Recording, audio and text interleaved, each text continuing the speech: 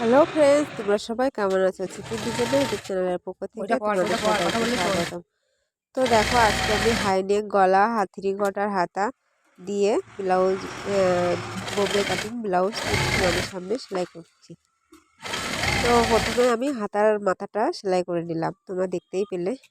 তো যেহেতু হাইনেক গলা হবে কাটিং ব্লাউজ, তো হাইনেক কাটিং হলে অনেকে জয়েন করতে অসুবিধা হয়, তো তোমাদের জন্য আমার আজকের এই ভিডিওটা। তো তোমরা দেখতেই পেলে আমি কিন্তু হাতাটা কাপড়টা সেলাই করে দিয়েছি। তো তোমরা একটা কাজই করবে, তোমরা যারা নতুন তারা সবসময় না এরকম ভাগ করে নেবে, দুটো সাইড করে নিলে সব থেকে তো তোমরা যদি ভাবো যে টোকেন, আমি আগেও দেখিয়েছি টোকেন ছাড়া কিভাবে করতে হয় আর টোকেন দিয়ে কিভাবে করতে হয়।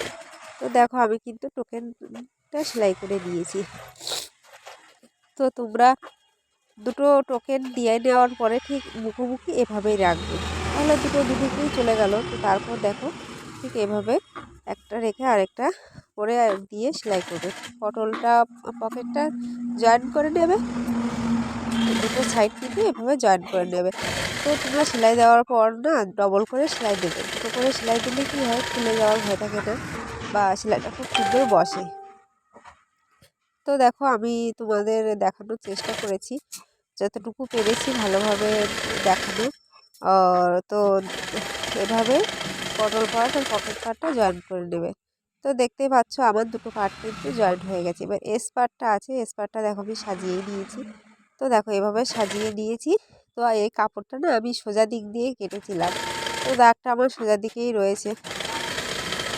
উল্টো দিকেই দাগ দিলে কি যেহেতু ঘড়ির দাগ তো উঠে যাবে। তো আমি ওইভাবেই দেখো সেলাই করে নিয়েছি, একটা গলা থেকে আর একটা নিচ থেকে সেলাই করবে। তাহলে কি হয়, একটা সোজা একটা উল্টো দিক দিয়ে করলে সেলাইটা যেমন সুন্দর বসে। দেখো কোথাও কিন্তু আমার টানা টনি কিছু করতে হচ্ছে না, আলতোভাবে ধরেই কিন্তু সেলাইটা দিলেই কিন্তু আমার বসে যাবে। তবে কি, এটা তো গোল ট্যালসা করে সব কাটা আছে, একটু তো ধরে ধরে করতেই হবে।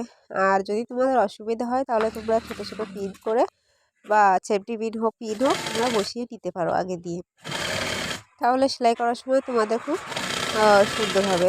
তো এবার ভি পার্টটা জয়েন করে নেব। তো এস পার্ট জয়েন করার পরে ভি পার্টটাও সেম, একটা হচ্ছে সামনে হুক পট্টি বা ঘরপট্টির দিক দিয়ে করবো, আর একটা হচ্ছে মহড়ার সাইড দিয়ে বা নিচ সাইড দিয়ে বা সাইড দিয়ে করে সেলাই করে নেব। তো দুটো আমি দুদিক দিয়ে সেলাই করে নেব। নেওয়ার পরে আমি চাপ সেলাই দেবো। তো দেখো আমি চাপ সেলাইটা কীভাবে দিচ্ছি। তো অনেকেই চাপ সেলাইটা সুন্দরভাবে বসাতে পারে না, কিন্তু আমরা এই ভিডিওটা ফলো করলেই তোমরা চাপ সেলাইটা সুন্দর করে দিতে পারবে। তো দুটো ব্লাউজের দুটো সাইডে কিন্তু আমি চাপ সেলাই দিয়ে নেব। তো চাপ সেলাই দিয়ে নেওয়ার পরে আমি হুকের ঘর পট্টিটা করে দেবো। এবার কাস্টমারের নিয়ম হচ্ছে বোতাম লাগাতে হবে, তো বোতাম লাগালে হুকের ঘর পট্টি কিন্তু উল্টো দিকে হয়ে যায়, আর হুক পট্টি কিন্তু উল্টো দিকে হয়ে যায়।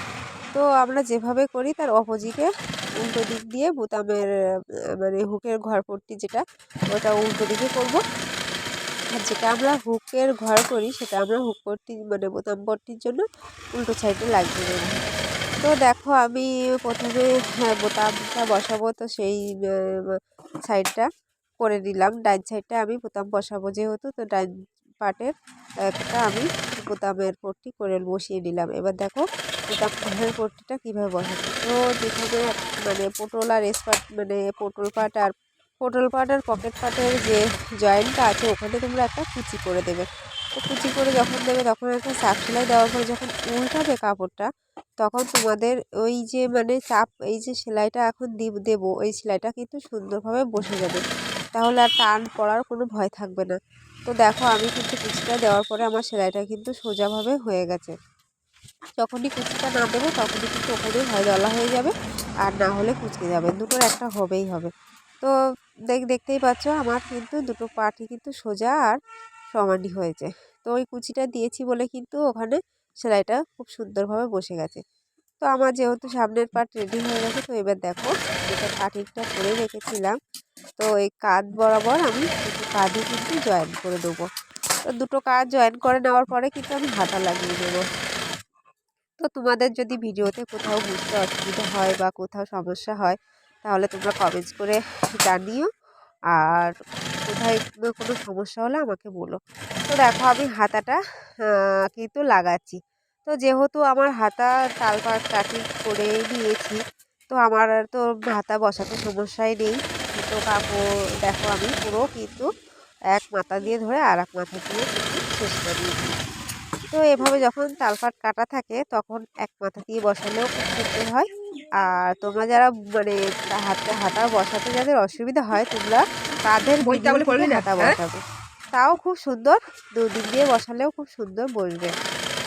তো হাতা বসানোর পরে তোমরা না ডবল সেলাই দেবে সবসময়, একটা কথাই মাথায় রাখবে, ডবল সেলাই। তো দেখো একটা তালপাট কিন্তু আমি কেটে তোমাদের দেখালাম। তো এই যে তালপাটটা কাটলাম, কাটার পরে কিন্তু তোমরা দেখতেই পাচ্ছ যে আমি কিভাবে বসিয়ে নিচ্ছি। তো এভাবে বসাচ্ছি। দেখো আমার যে কাটিংটা করা ছিল একদম ঠিক কাঁধের যে জয়েন্টটা আর আমার হাতার যে কাটিংটা, ওটা কিন্তু মিডিলে বসে গেছে। তো দেখছো আমার কোথাও কিন্তু কাপড় কম বা বেশি কিন্তু হয়নি। তো তোমরা যখন কাট কাপড়টা কাটবে তখন একটু সবসময় হাতার কাপড়টা একটু বেশি নেওয়ার চেষ্টা করবে, তাহলে আর জয়েনও করবে না, আর মানে ঘুরতেও মানে হাতা বসাতেও অসুবিধা হবে না। এভাবে হাতা বসালেও খুব সুন্দর বসে যায়। তো আমার ব্লাউজটা রেডি হয়ে গেছে। তোমাদের কেমন লাগলো? ভালো লাগলে লাইক কমেন্ট সাবস্ক্রাইব করে দিও। ও ভালো থেকো, সুস্থ থেকো। আর ফেসবুক থেকে দেখলে যদি ভিডিও ভালো লাগে তাহলে ফলো করে দিও। টাটা বন্ধুরা, ভালো থেকো সবাই।